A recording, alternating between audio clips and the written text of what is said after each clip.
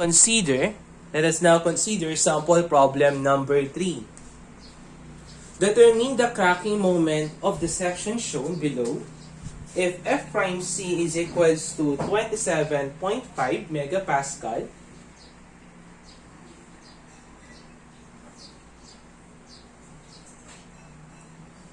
use NSCP 2001. So, hahanapin daw natin yung cracking moment nung cross-section natin. So, we have a T section here. Tapos, yung bar natin that is located on the bottom part. So, hanapin natin yung value ng MCR natin. So, by formula, MCR, that is equal to the modulus of rupture multiplied by the cross-section inertia over y sub t.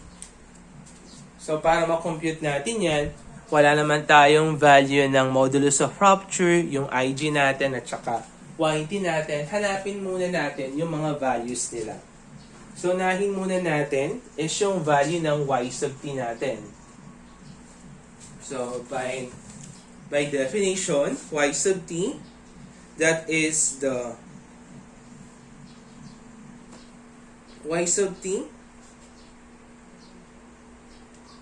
that is the distance from the centroidal axis to the extreme fiber of the beam in tension. So since nasa bottom part yung tension still area natin, therefore ito yung magiging reference natin. So this will now become our extreme fiber in tension. So ito yung extreme fiber in tension natin. So this will become our reference. Since hindi naman symmetrical yung section natin, and at the same time T section tayo, so gagawin natin is hahanapin natin yung centroid ng cross section ng beam natin with reference on the bottom part. Doon natin hahanapin yung value ng y sub t natin. So assuming nandirito yung y sub t natin, this is the location of your centroidal axis.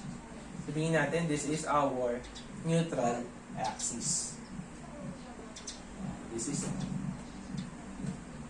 So with that, ito yan. So this will become y sub t. Ayan.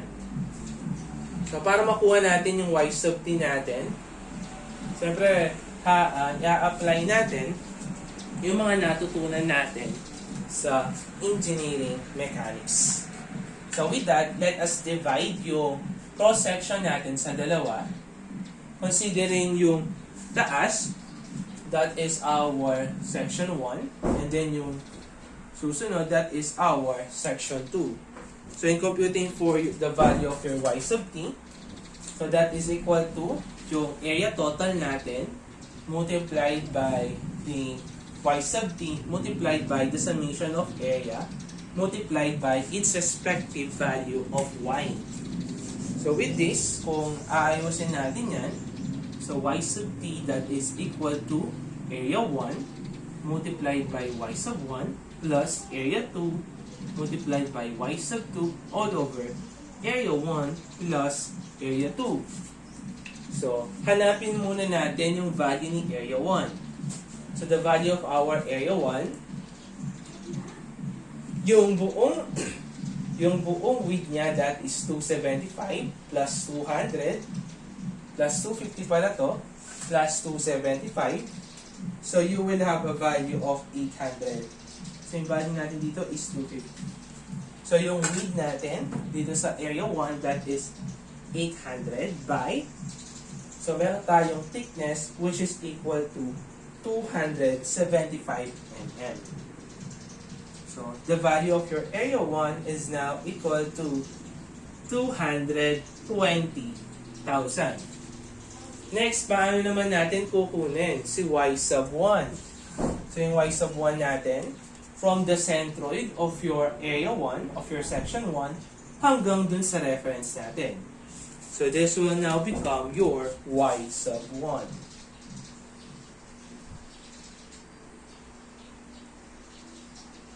So what is the value of your y sub 1? So that is equal to 825 plus 275 over 2. So y sub 1 is now equal to 962.5 mm. Next, considering section 2 naman, what is the value of your area 2? So you have a width of 250 multiplied by the height of 825. So you will have a value of 206,215. Next, ano naman yung value ng y sub 2 natin? So y sub 2, that is simply from the center of your area 2 or your section 2 hanggang dun sa reference natin. So this is our y sub 2 or 825 over 2. So you will have a value which is equal to 412.5 mm. So meron tayong value ng mga areas at saka yung mga y nila. So we can now calculate for the value of your y sub t. Area 1, that is 220,000. Yung y1 niya, that is 962.5 plus area 2, 206,215 multiplied by 412.5 all over yung total area natin, 220,000 plus 206,250. So the value of your y sub t is now equal to 696.37 mm. So meron na tayong value ng y sub t natin.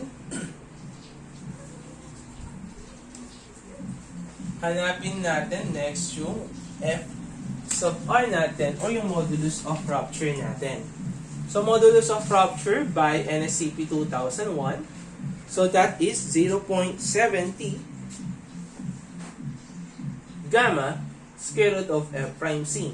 Since wala namang sinabi sa problem kung normal weight concrete ba yan, light weight concrete ba yan, let's say na gamma is equals to 1.0 square root of f prime c, which is equal to 27.5 megapascal. So the value of your FCR, that is equal to 3.67 megapascal. So meron na tayong value ng y sub t at saka f sub r. Hahanapin na lang ngayon natin yung value ng moment of inertia natin.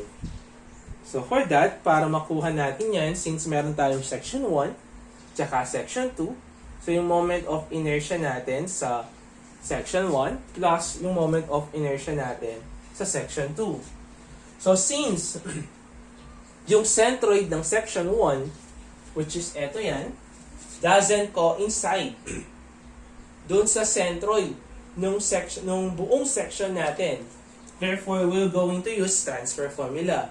Same with the section 2. Kasi hindi naman na-coincide, ito yung gitna ng section 2 natin. Tapos ito yung centroidal axis natin ng buong section natin. Since hindi sila na-coincide, we will also use transfer formula dun sa I sub 2 natin. Wherein transfer formula, that is equal to, since we have a rectangular section, that is BH cubed over 12 plus AD squared. So hanapin muna natin yung moment of inertia sa section 1 natin. So yung base niya, that is 800. Yung height, that is 275 cubed over 12 plus yung area niya, that is 220,000. And yung D naman, that is the distance. That is the distance ng centroid ng section 1 with respect to the centroidal axis ng buong section natin. So with that, so you have, so if we were going to calculate for the value from the location of our centroidal axis in the compression side. So, ang gagawin natin is 825 plus 275 minus natin yung y sub t natin. So, from the top, so yung distance natin na to, this is equal to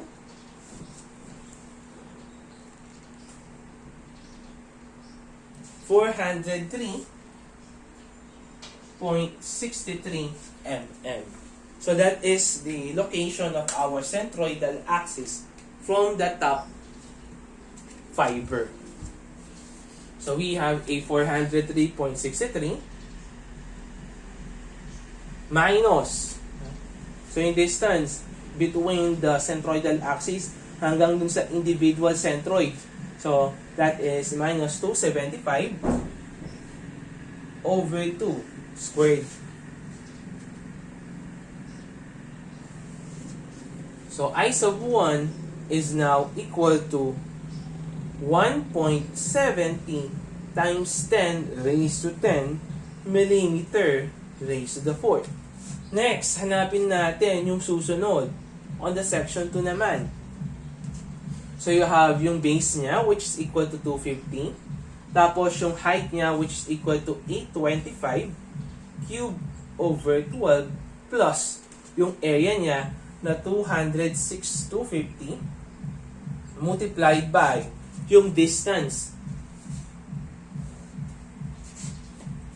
Yung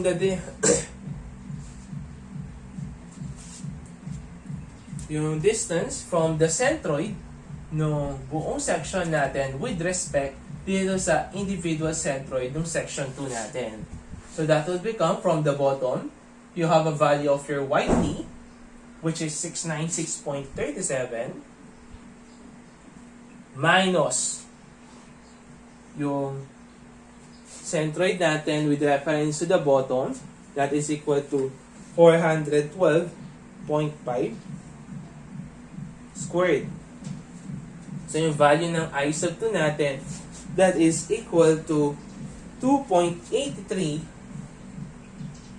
times 10 raised to 10 millimeter raised to the 4th. And now we can now calculate for the value of your gross inertia. So that is only I sub 1 plus I sub 2. So you have 1.70 times 10 raised to 10 plus 2.83 times 10 raised to 10. So the value of your gross inertia, that is equal to 4.53 times 10 raised to 10 millimeter raised to the 4th. Since meron na tayong value ng FCR, ng IG at saka ng Y sub T, we can now calculate for the value of your cracking moment. So substitute natin yung value ng mga cracking moment sa cracking moment natin. So that will be, erase muna natin. So meron na tayong value ng Y sub T tsaka MCR. So dito na lang natin ilagay yung solution natin. Madali lang naman yung pagkuha ng MCR natin as long as ko-consider mo lang naman yung buong cross section natin. So dito wala mo nang effect yung mga bakal natin. So di mo na natin i-consider yung effect ng mga bakal. So with that MCR, that is FR IG over Y sub T. So ano yung FR natin? So that is 3.67. Since megapascal yan, that is Newton per mm squared multiplied by IG. So yung IG natin is 4.53 times 10 raised to 10 millimeter raised to the 4th.